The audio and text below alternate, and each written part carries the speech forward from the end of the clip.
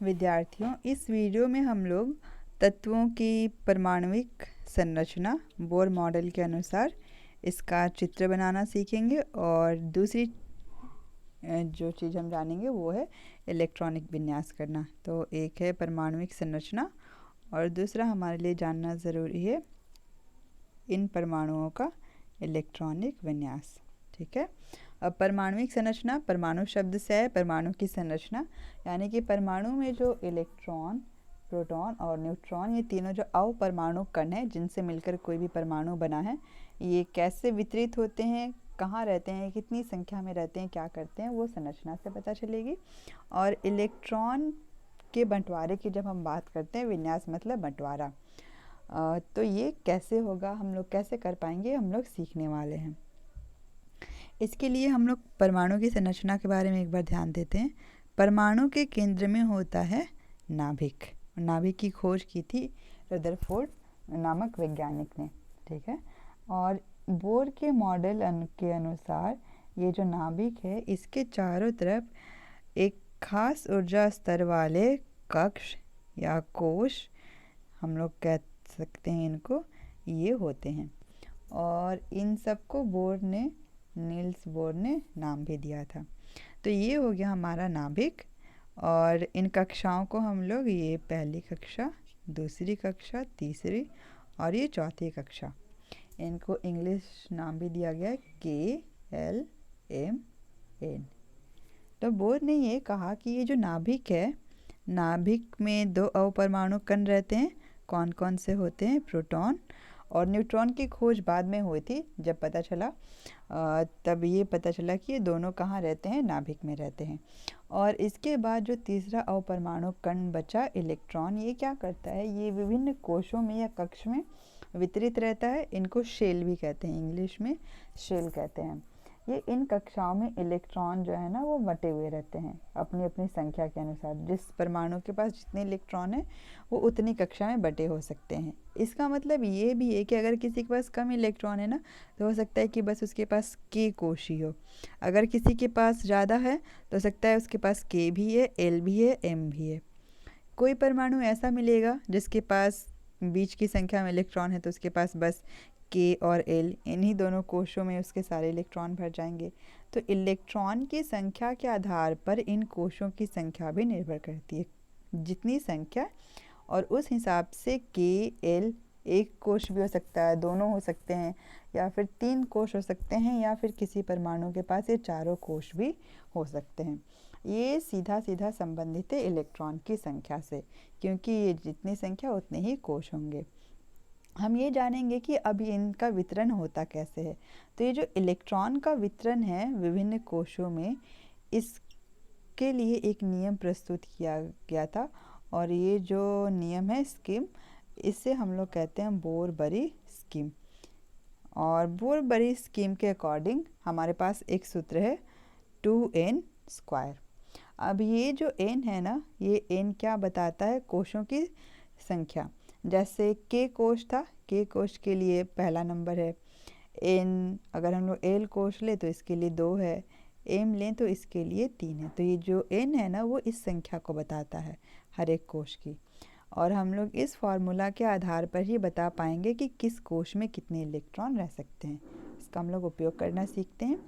K कोश, इसके लिए हम लोग संख्या क्या लिखते हैं? पहला कोश है तो 1 है, तो यानी कि n क्या हो गया हमारे पास? 1।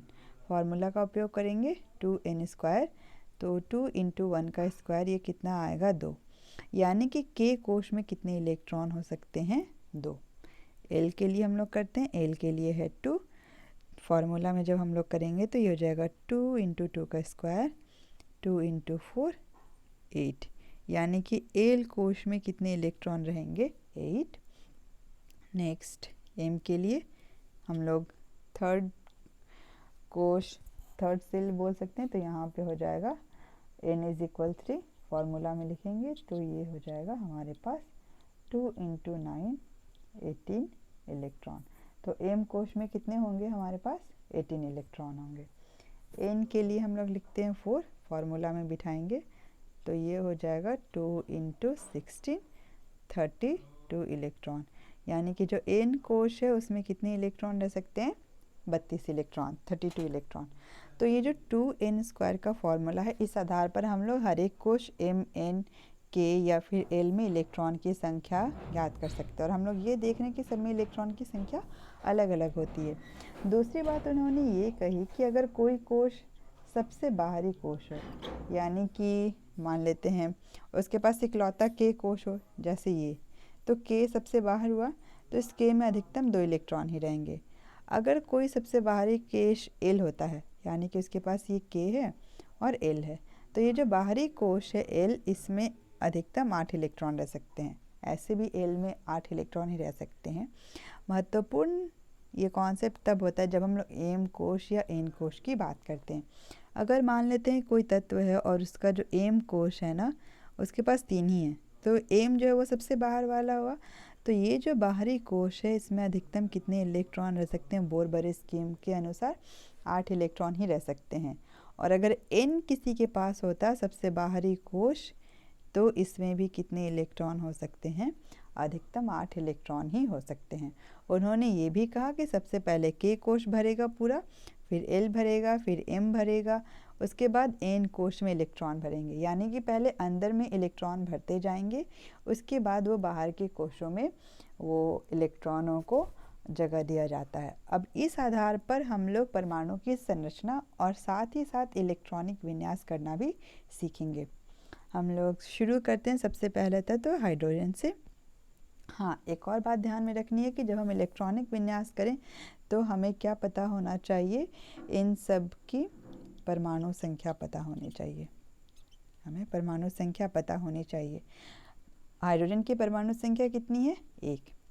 अब एक परमाणु संख्या है, यानी कि ये जो 1 है इसके पास इलेक्ट्रॉन की संख्या भी कितनी है, 1।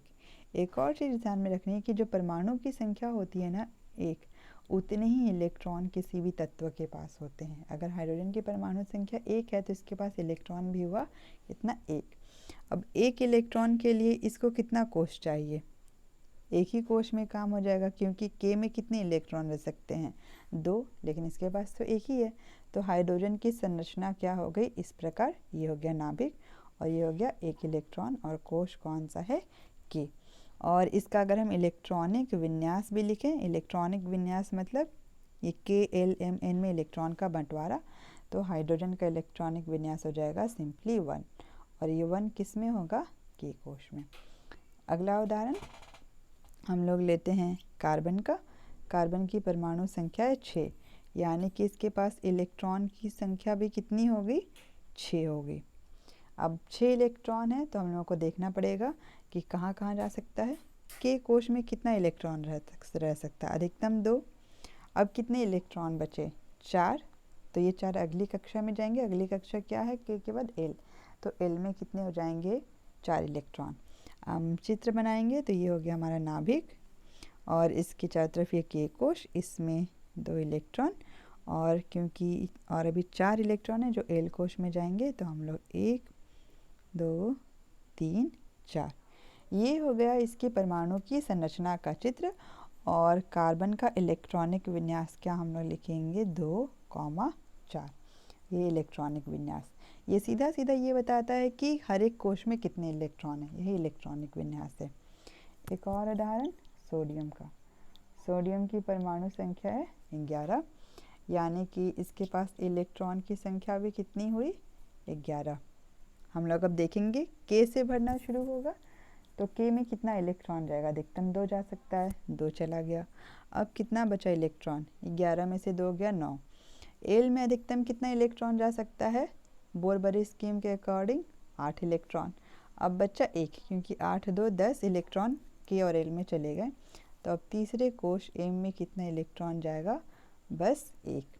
अगर हम लोग चित्र बनाएंगे तो ये हो गया नाभिक हमारा, इसके चारों तरफ k, इसमें 2 इलेक्ट्रॉन, चारों तरफ हम l बनाएंगे, 1, 2, 3, 4, 5, 6, 7, 8 इलेक्ट्रॉन।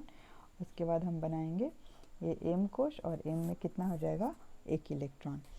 अब इलेक्ट्रॉनिक विन्यास लिखना हुआ, जो हर एक कोश में इलेक्ट्रॉन की संख्या है, तो क्या लिखेंगे, 2, 8, 1। ये हो गया सोडियम का इलेक्ट्रॉनिक विन्यास। एक और उदाहरण हम लोग इसका लेते हैं, फॉस्फोरस। इसकी परमाणु संख्या है 15। 15 परमाणु संख्या, यानी कि इसके पास इलेक्ट्रॉन की संख्या भी कितनी हो गई, 15। अब हम लोग देखेंगे कि 15 इलेक्ट्रॉन किस कोश में कितने जाएंगे। शुरुआत के में अधिकतम 2, एल में कितना जाएगा अधिकतम, 15 में से 2 गया, अभी 13 बचा हुआ है, 8। अभी और भी इलेक्ट्रॉन बचे हुए तो ये अगली कक्षा में जाएंगे एम, और इसमें कितना होगा 5, यानी कि 8 2 10 5 15 इलेक्ट्रॉन। चित्र हम लोग कैसे बनाएंगे, ये हो गया हमारा नाभिक, ठीक। ये हो गया के कोश, एल कोश और एम। के में 2 इलेक्ट्रॉन, एल में 1 2 3 4 5 6 7 8, एम में कितना है 5, 1 2 3 4 5। ये हो गया परमाणु का चित्र। और इलेक्ट्रॉनिक विन्यास हम लोग क्या लिखेंगे, फॉस्फोरस का 2,8,5। बस इतना ही हम लोगों को करना है। सबसे पहले तो परमाणु संख्या पता हो, परमाणु संख्या जितनी होगी उतनी ही इलेक्ट्रॉन की संख्या, उसको हम लोग क्या करेंगे, के में, एल में, एम में बांट लेंगे और फिर वैसे ही हम लोग चित्र बनाएंगे। ये के, एल, एम, और यही जो संख्या है अगर हम लोग उसको इस तरह से लिख दें, P बराबर 2 8 5 बीच में कॉमा, तो ये हो जाएगा इलेक्ट्रॉनिक विन्यास। एक अंतिम हम लोग उदाहरण बनाते हैं, आर्गन। 18 परमाणु संख्या, यानी कि इलेक्ट्रॉन भी कितने हो गए इसके पास, 18। हम लोग बांटते हैं, 18 इलेक्ट्रॉन है ना, यानी कि ज़्यादा कोश होंगे। के में 2 इलेक्ट्रॉन, एल में अधिकतम कितना जा सकता है, 8, तो 8 और 2 10 इलेक्ट्रॉन को जगह मिल गया। तीसरे कोश में जाएंगे एम, अब कितना बच रहा, और 8, तो ये हो जाएगा 8 इलेक्ट्रॉन। इसके लिए चित्र बनाएंगे। ये हो गया नाभिक, के, एल और एम। के में 2 इलेक्ट्रॉन, एल में ये हो गया 4 5 6 7 8 इलेक्ट्रॉन, एम में भी 8 है, तो 1 2 3 4 5 6 7 8। ये हो गया इसका परमाणुविक चित्र, उसकी परमाणु की संरचना का व्यवस्था चित्र हो गया। और इसका इलेक्ट्रॉनिक विन्यास क्या हो गया, आर्गन 2 8 और 8। तो हम लोग इलेक्ट्रॉन की संख्या से उनको विभिन्न कोशों में बांटकर चित्र बना सकते हैं, और विभिन्न कोशों में जितने इलेक्ट्रॉन है वही क्या होता है, इलेक्ट्रॉनिक विन्यास होता है। आगे प्रैक्टिस के लिए कुछ क्वेश्चंस हम लिखते हैं। सिलिकॉन, इसकी परमाणु संख्या 14 होती है, इसका चित्र बनाना है। एल्युमिनियम, परमाणु संख्या होती है 13 एल्युमिनियम की। क्लोरीन, परमाणु संख्या 17। ऑक्सीजन, परमाणु संख्या 8। नियॉन, परमाणु संख्या 10। नाइट्रोजन, परमाणु संख्या 7। और एक अंतिम मैग्नीशियम, इसकी परमाणु संख्या होती है 12। ये सारे सवालों के हल का हम लोगों को क्या करना है, इन सारे तत्वों का इलेक्ट्रॉनिक विन्यास करना है और साथ में परमाणु की संरचना का चित्र भी बनाना है। एक और अंतिम बात हम बता दें, पोटेशियम और कैल्शियम के लिए। पोटेशियम की परमाणु संख्या होती है 19 और इलेक्ट्रॉनिक विन्यास होता है 2 8 8 1, यानी कि के में 2 इलेक्ट्रॉन, एल में 8, एम में 8 और एन में 1। कैल्शियम की संख्या होती है परमाणु 20, यानी 20 इलेक्ट्रॉन, और ये कैसे बंटे होते हैं, 2 8 8 2, यानी के में 2, एल में 2, एम में 2, एन में 2 इलेक्ट्रॉन। तो ये पोटेशियम, कैल्शियम, इनका अब आप लोगों को क्या करना है कि इलेक्ट्रॉनिक विन्यास मिल गया, तो आप लोगों को क्या करना है कि इन दोनों के परमाणुओं की संरचना का चित्र बनाना है, ठीक है।